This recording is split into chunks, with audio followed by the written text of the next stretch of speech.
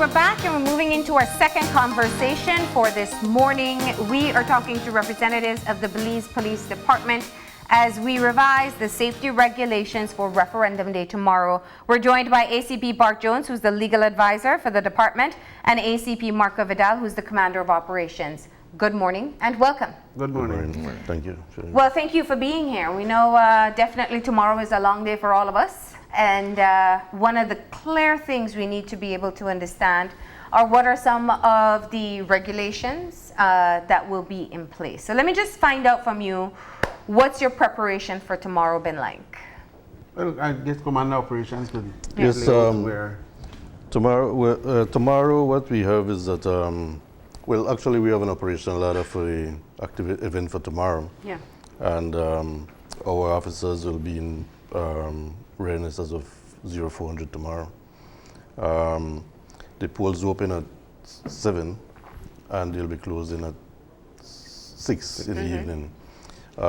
We, as I said, we have an operational ladder that will be executed to its fullest tomorrow. And one of the things is that we have been actually active on this matter before. We have the during, which is phase 2 tomorrow, and then we have the after, which will be phase 3. But for tomorrow in particular, we have over 1,000 officers deployed across the country, and this is apart from the regular duties that police have across the country.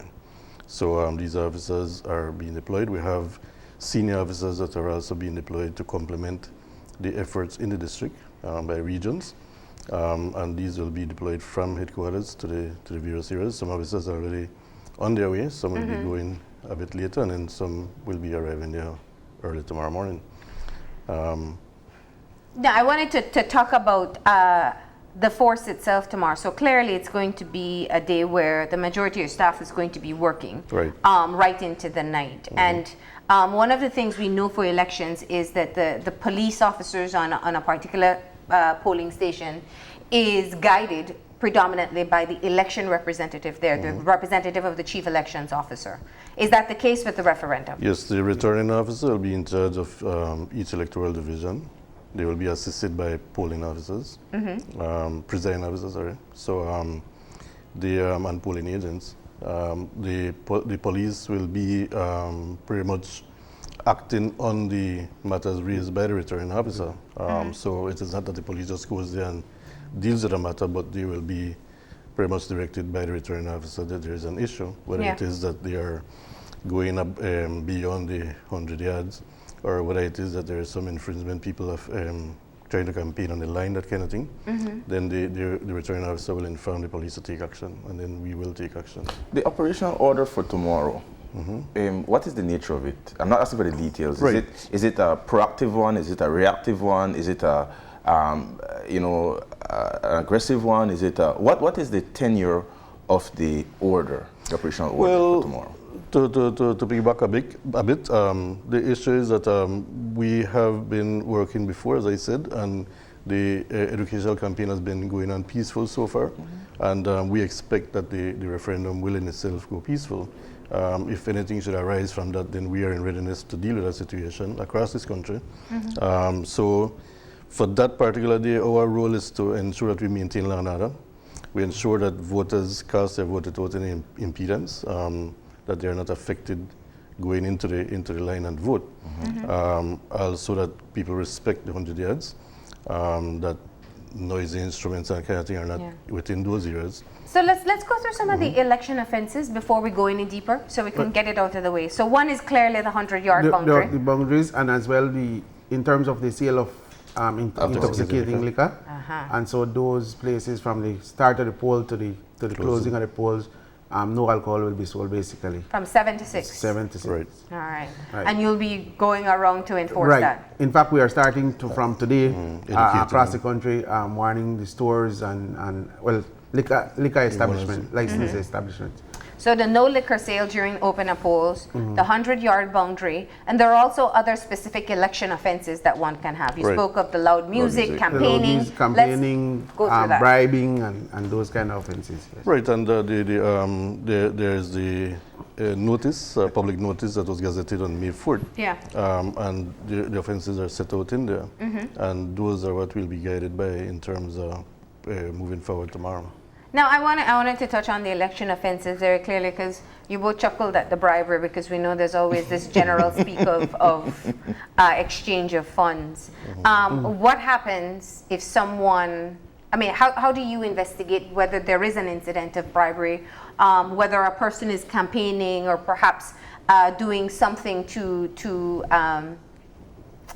influence a vote? Like a raffle.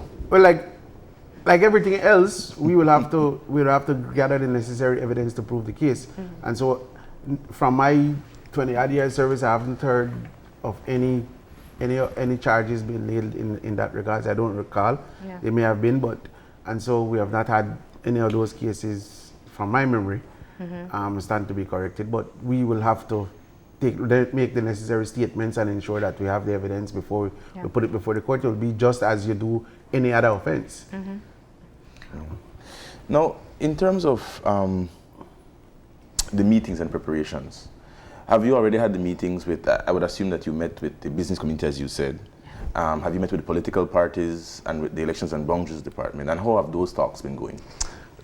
Those are being done at the various districts, at the district level, including Belize City, of course, where the commanders for those areas are meeting with the election officials.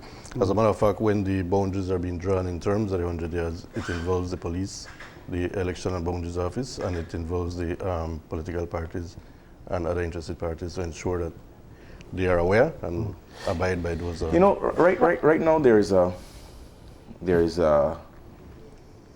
conflict between the police association and the head of the police department. But I think one area that there is some common ground is in terms of the welfare of the officers. Were there any preparations made in terms of the work hours for the officers? Because they're going to be required a lot more tomorrow than they were. So was it like, I could understand a business, I staggered my workers, so I get a holiday, 4 days, I wake up, no Christmas Day there and be a rush, and that's work over. Has there been any adjustment for the welfare of our officers? Because they're important, you know, they're not machines. Right, certainly they're our most important resource. And this is not the first election that is being done and that is being policed by the police. And like every time that there is an election, officers are called out. And each commander is responsible to ensure that these are compensated, because this is a demanding time for us. It requires a lot of hours beyond the normal work hours. We pretty much don't dictate how things will proceed tomorrow. That will be dependent on circumstances. So for that reason, police officers are aware. As a matter of fact, briefings have been done across the country to let officers know what is expected of them, and in terms of the aspect of compensating for days off, and that is also discussed during these briefings. Well, the question wasn't necessarily, and thank you for answering that, but the question was really one as to whether or not there were any adjustments with the work hours for them to make sure they're fresh for tomorrow. Well, normally what we do, and I guess it depends on the situation on the ground, but normally what obtains is that there are officers who will work at the start of the poll, and then there is a changeover at some point during the day, but they will not be allowed to go home. They'll probably rest at the station, are given refreshment and so on, so that they will be fresh for the counting. And so it is staggered in terms of your up and down hours, but you'll still be on duty still, because if you're not working at any of the police stations or on patrol, you might be resting at the station, but we have everybody on hand in the event of something occurring. One of the clear differences with this referendum is the counting process, and that's one of the critical areas where the police is needed to keep calm, and people get emotional and everybody wants to push it through. But the counting is going to happen at each individual polling station. How have you accommodated for this? Well, again, we had meetings with the the chief elections officer in relation to policing, those in terms of what they'll have in place so we can better police our areas. And that has already been addressed in terms of the areas that will be counted. We'll have adequate numbers of officers at each polling station once the counting commences. And remember that following the counting, we also have to ensure that we secure and escort those boxes all the way to the designated area that it will be left. So taken. So we do have adequate numbers to cover those things. And it's a give and take, because during the normal election process, there are times when counting will be done at the different polling station, but you have a designated counting One station. counting station, So there'll yeah. still be the policing effort to transport those boxes to the that specified counting area as well. So we just So they'll just be stationed instead of moving them. Yeah, we just make the necessary adjustments. So let me move forward, because I think one of the things, and I want to be very clear that we don't want to anticipate, push, or have people feel that we expect this to get violent. But one of the things I think we want to be sure of is that the police is thinking of every possible eventuality during the course of the day. Talk to me about how you, or what is in place to ensure that peace is kept throughout the day, right through till the results. Well, one of the things that you will notice that as well is that and Mr. Vidal can expound, but one of the things you'll notice that some of the quality of life offenses as well, we'll be looking at that. So because public drinking, for example, so that while alcohol will not be sold tomorrow, there are persons who might be stocking up from today. Yes, and there's no offense of drinking alcohol on election day. It is the sale. It is a sale. So we were looking at that. So they're looking at gatherings, and so that the police will be proactively patrolling as well and try our best to quell anything before it gets out of hand. So specifically public drink, because you can't go into somebody's yes, house or yard. exactly. Yeah. Yes. But if you see people publicly in a yes, in a but if location. there's large gathering at certain places, we know the certain there are some districts that are different, are more politically charged than other districts, and so are different areas, and so the police will be actively, even if gatherings at the houses and so on will. And that's where I wanted to go next in terms of where are the hot spots, so to speak, and do we have a solid plan in place to deal with those hot spots, so to speak? Because, for example, one of the larger areas is Cayo district. And we know that it's a charged atmosphere out there. We have political forces moving on this issue. And in areas where it's closer, I find that you have a lot of problems. Like, for example, in San Pedro, we're coming fresh off of the back of feeling jilted in the past municipal elections. Surely political energies will be charged. So what are the hotspots? Those are just my educated guesses on where they might be, but what are the hotspots and what is the plan in place for those hotspots? Well, to answer that question more generally, the thing is that whilst there may be areas considered to be hotspot, there may be incidents arising in different areas because of people's emotions. So we have a plan and we have a contingency plan in every district so that if any situation should arise, there is adequate numbers. The intelligence officers will be on the ground throughout this period. They will be feeding information upwards, and based on those things, we'll make assessment and they will be making deployments. So in addition to what is in the district, we will have standing teams at Belmopan that will be deployed on a moment's notice, depending on the situation developing or arising. And if depending on the situation, how it escalates tomorrow, if there is any, then we will make early deployments to ensure that we have adequate coverage of whatever circumstance or situation develops during that time. We're not looking and saying, well, okay, these are areas, so we're going to focus on these. Yeah. We have adequate numbers in every district to deal with any circumstance that arise. We also have the Belize Defense Force on standby as well that will be lending support if the matter escalates to any point. We are hopeful that it won't. We believe that it will go peaceful. However, we plan for the worst case scenario as well. What is the most volatile time in terms of? Well, the volatile time, I believe, is that will be after the polling station is closed and then the counting commences. Yeah. And for that reason, we are also, again, like I said, we are planning for that because we know that, as Mr. Jones alluded just now, that people may want to have their drinks purchased from today to have it tomorrow. However, our laws have not changed and public drinking is still an offense. And if we find that, then we'll have to deal with that matter in that regard. So the assessments will be made on the ground, and as they are being made, decisions will be taken based on those assessments that are made. Sorry. I was going to ask in a similar vein, just what is the greatest demand on your officers on that day?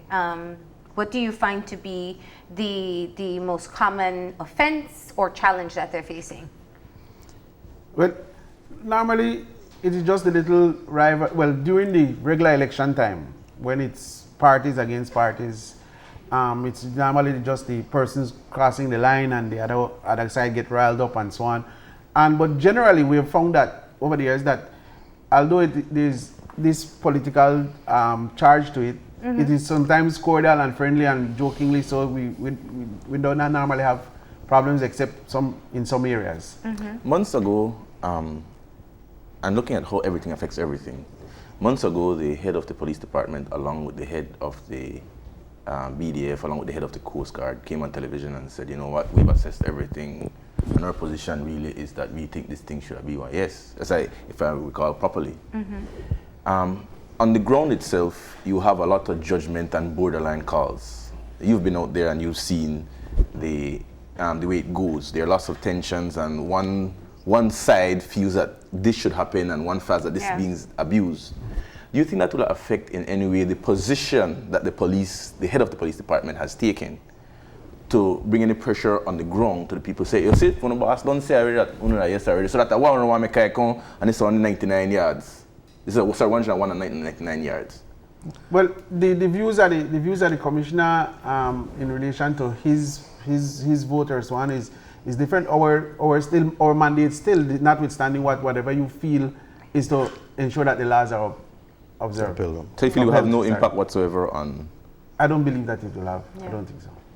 You said that there'll be allowances for police officers to vote as well and to participate. Yes. Just as a total aside, I know it's not why you're here. Do you feel that there's going to be a high level of involvement from the force themselves? They're interested about this issue, passionate about this issue? Well, I think like every other election, police officers participate, and I think that they will participate. We have had a number of praxis officers who have signed up their proxy form because they would not be able to. They will not be working in their respective division that they are registered, and so believe that officers will in fact participate in the process. And officers have in fact filled out the forms and will be voting by proxy, so we don't foresee any issue with that. So I mean, it's like so there's an interest. That's what I'm trying to gather. Okay, good. Now, the 100-yard line I think is always an interesting one. Sometimes there's skirmishes with the different political parties, and we see that usually throughout the course of the day in different areas. What do we need people to know as they move into Referendum Day tomorrow? What are the important reminders that we have to get them to think about from now? Well, reminders to the different sides that we will be enforcing the 100-yard line, well, guided by the elections officials as well. And in terms of the conduct within the polling stations themselves, we'll be acting on the instructions of the election officers. And so to obey the instructions of the elections officers while in the area and beyond the 100-yard line, observance of the laws, because we'll be ensuring that we enforce the laws. Can I ask this question in terms of the referendum has been an undressing of our country and our culture. We've seen where we've had to assess and look at a lot of our weaknesses. We've seen the weaknesses of our political leaders in terms of not being able to keep this not a political issue. We've seen the weaknesses and challenges of the Elections and Boundaries Department, just in terms of what we didn't have and the stress that we put on our department. We've seen the problems that we've had in terms of being able to educate one another and have discussions. Somehow the referendum has managed to bring out all the weaknesses that we face in each institution. The police department might not be any different in terms of having to face some of the weaknesses that the police department has. One of the weaknesses that we've seen over the years is really the issue as to appropriate use of force. It is a highly politically charged environment, and being able to know what amount of force to use or what approach to use might be a challenge on the police for that day. How are we dealing with that specific issue as to knowing how exactly to approach each issue? And you can say that we've done many elections before, but this one is different animal, Papa. Right. And that's one of the reasons why the police has had engaged in a number of in-service training. But justifiable force and harm is also key in terms of the order. And officers are being made aware of what is reasonable and what is allowed under the circumstances. But we will have senior officers, as I said, from the rank of ACPs on the ground So to ensure that if there is any concern, that police officers can immediately consult and that action is taken on the ground so that it doesn't escalate to any abuse of anybody's rights or anybody being disenfranchised because of the actions taken by police or fear of intimidation or kind of thing. And you find out that at the election time, the police as well exercise a lot of restraint as well because you don't want to be detaining anybody and say, oh, because I was detained, I was disenfranchised and so on. So we're fully aware. So there's sensitivities. There's like a sensitivity training that takes place for this specific Even before day. the initial April 10, we were already had the briefings and so on, and so it is resensitized for tomorrow. Did that extra time between April 10th and tomorrow assist in any way for what you were doing or preparations? Well, it certainly did. The thing is that we have maximized, given that there was allotted motum, we ensured that we reviewed our plans and made adjustment to those plans. And again, as Mr. Jones mentioned, the training that was being done was prolonged further to ensure that everybody, all our officers grasp what is required of them, and that again, that restraint is one of the key things in terms of dealing with this matter. That is a very sensitive matter indeed. Can I ask this final question in terms of overall safety? And maybe it's a difficult one to answer, but all our eyes will be on these boots. The way criminals work is you look so, I look so. Are there contingency plans in terms of being able to manage? Yes. I know that the answer to this is yes, but I want you to reaffirm the Belizean public that all we know they look upon the polling station at Nazarene Primary School and then we host to get regularized wrong so. Right, and you know, the situation is one that we have looked at all these things. It will not be that you know, we are only focusing on the issue of the referendum because the you know, people are still committing offences otherwise, and people want to maximize on that. But they can seek to do it. But we will have our forces out. The regular day-to-day policing continues. As a matter of fact, it will be intensified because we will have the specialized units in numbers out there to ensure that people are not taking opportunity. Which one is specialized units? All the specialized units. Like all of them will be deployed? The Special Patrol Unit, the Anti-Gang Task Force, the Gang Suppression Unit, the Mobile Interdiction Team. They will all be out conducting the patrols in the area, acting on information, conducting surgical strikes if there is a need. They will be out there, and that is aside from the actual operation of the referendum itself. How does the general public, John Q. public, assist the police on the election day? Well, like every other operation that is done, we get information from the community in order for us to police our areas. And this is no different. If there is any information, the officers on the ground will collect that information and they will pass it up so that we can make decisions in terms of how to deal with the matter. And it will not be that all this information will be channeled to headquarters where the main command center will be. There will be, as I said, senior officers on the ground who can make those decisions on that at that very moment. Or if there is a requirement to consult further, they will consult so we can then deal with it differently. Yeah. But certainly the community plays its role in terms of this as well. If they see anything, any offense being committed, and they bring it to their attention, it is then the officer to pass it on to the returning officer. He makes a decision, then the police then takes it from there and do whatever is required of them. And from the business community, their cooperation in terms of the sale of, like while we'll be checking with... Do they normally break the rules? They don't, we don't normally have, but you may have... So knock on the back window, man. Well, that's when you call in and report that people's civil responsibility. Part of the patrols is to ensure that that these establishments are abiding and complying with the with the regulation, with the law in terms of the sale of intoxicating liquors. Public intoxication is also an offense? Well, public intoxication itself, no, but the public drinking. So if they come out drunk, then not really an offense. But loitering. Yes. Just as a general, I mean, this is an important conversation for us to have, because I think while we talk about everything referendum, we do want to ensure that it's a peaceful day. What would you say to the Belizean public about ensuring, one, your own safety, but also that you work along with the police as well? Recommendations, advisories, reminders? Well, we will be out there, and as well, we want the cooperation of the public that will be visible, both at the police stations and the regular streets on the regular patrol duties, and so that the police might have any suspicion to search you, just cooperate with the police, and our interest is for your safety and the safety of the community.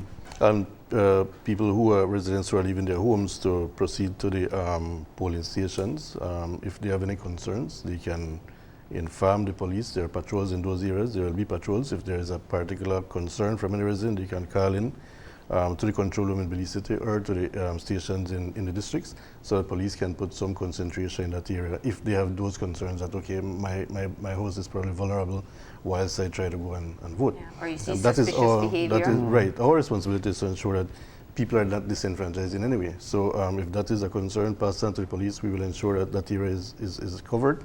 However, if people also have their cameras at their homes, communicate that to the police if you see anything suspicious, so we can move into the area and deal with the matter. Okay. And as well, we know that most schools will be out tomorrow, and so take your children, know where they are tomorrow. Exactly. So on. We're not saying that you confine them to the house, but at least know where they are. Might not be a bad idea. Might not be a bad idea. Well, the police have seen different level of confinement, so I think they can clear. Yeah, that's such an important point too. So thank you for that reminder. Gentlemen, we know you have a long day tomorrow. Thank you for stopping in and giving us these important reminders as we head into Referendum Day. So, Thank pleasure. you too. All right. You too. We're going to go ahead and take that final break, and when we come back, we'll have our wrap-up, so stay tuned.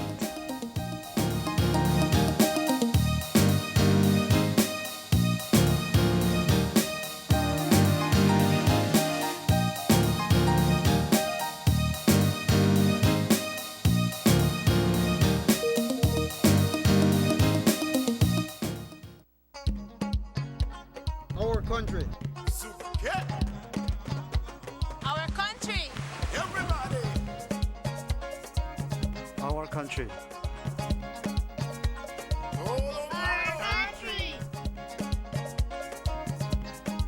Our country. Our country. Our country. The Belize Bank Limited. Our country, your bank. On Wednesday, May 8th, Referendum Day, Belizeans will go to the polls to vote either yes or no to the ICJ. On that historic day, Channel 5 will bring to you nationwide comprehensive coverage all day long, from the opening of the polls to the counting of the votes.